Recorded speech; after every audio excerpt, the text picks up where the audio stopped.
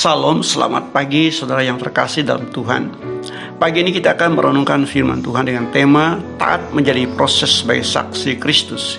Kisah para Rasul pasal 7 ayat 22-23. Tetapi nenek moyang kita tidak mau taat kepadanya, malah mereka menolaknya. Dalam hati mereka ingin kembali ke tanah Mesir. Kisah para Rasul pasal 7 ayat 39. Hasil tidak akan jauh dari proses. Jika proses baik, maka hasil pun baik. Pernyataan itu ada benarnya meskipun kenyataannya tidak selalu manis. Masalahnya, sebuah proses biasa diwarnai dengan berbagai gejolak, tantangan, ujian, bahkan ancaman. Contohnya, proses sebagai saksi Injil Yesus Kristus. Stefanus mengalami dan merasakan kesulitan sebagai saksi dalam memberitakan Injil, khususnya di kalangan bangsa Israel.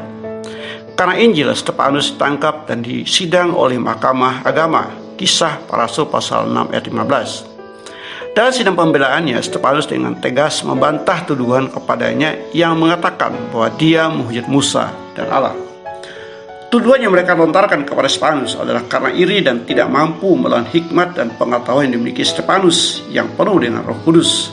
Kisah Rasul pasal 6 ayat 8-10. Menariknya, bukan membela dirinya, melainkan Stefanus menceritakan tentang kesulitan yang dialami Musa saat menghadapi bangsa Israel yang keras kepala dan tegar tengkuk.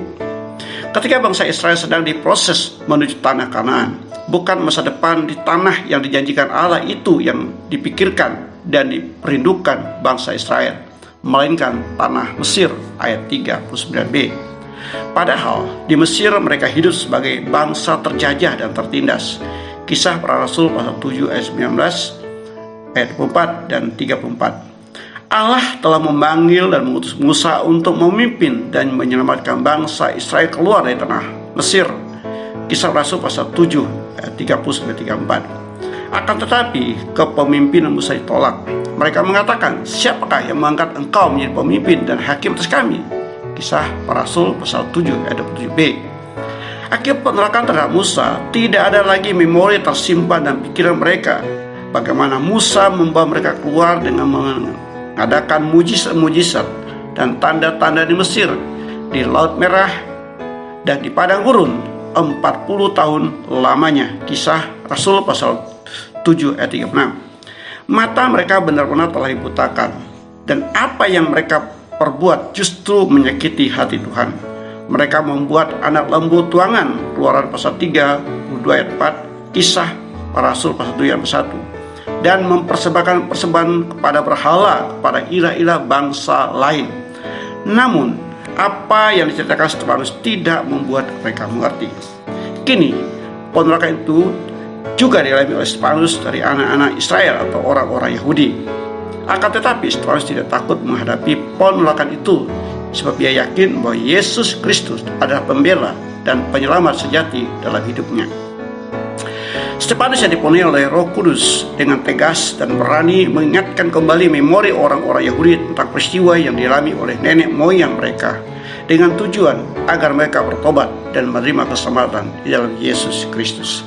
Tetapi apa yang Stefanus sampaikan seperti melempar sebuah bola di dinding, artinya tidak sama sekali ditanggapi oleh imam besar dan orang-orang Yahudi. Apakah Stefanus takut? Tentu tidak. Stefanus taat menjadi proses sebagai saksi Kristus, meskipun pada akhirnya dia harus martir sebagai pemberita Injil. Inilah yang namanya taat menjadi proses sebagai saksi Kristus.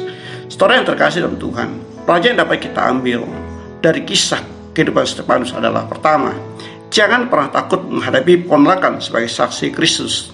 Kedua, tetap tunduk dan taat pada pimpinan Roh Kudus.